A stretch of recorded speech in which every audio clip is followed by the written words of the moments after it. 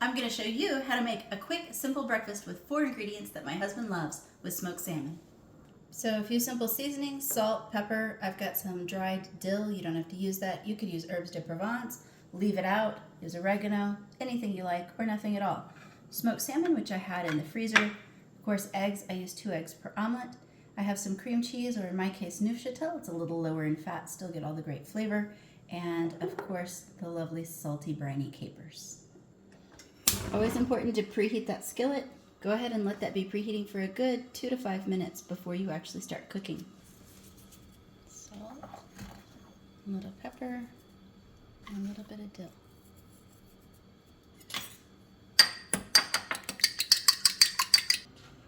So you always wait till your pan's preheated. Don't put your butter in it first and then let it melt, or it will overheat.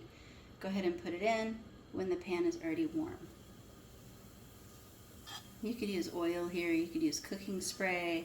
You don't have to use butter. Yes, I'm using a knife in my nonstick. Alright, let that bubble up a little. As it starts cooking, you pull just a little bit of those curds into the middle so that as it cooks, the middle doesn't get too thin. Nice and bubbly, that's the heat we want. And then as it cooks, I like to take a spatula and kind of lift up the edges and let the egg go under. That's why I put the curds in the middle, because the edges will get thicker too as I do this. May not be the most professional way to make an omelet, but it's how I make one.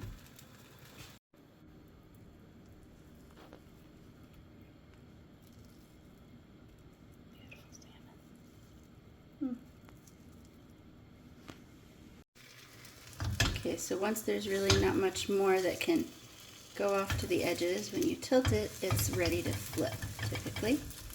So, you can use that or my spatula, nice and loose. Get underneath it, give it a good flip and over. And at that point, I add my lovely salmon.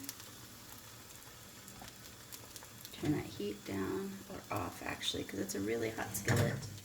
A little hotter than I like. I don't normally like a little brown on my eggs, but it'll still taste good. Then I grab that cream cheese and pop that in there. A little bit of capers. And then I fold it over and let it sit for a minute or two, and everything will melt and get delicious.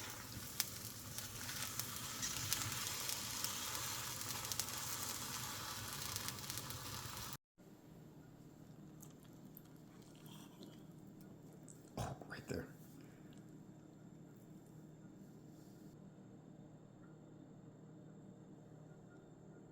Yum.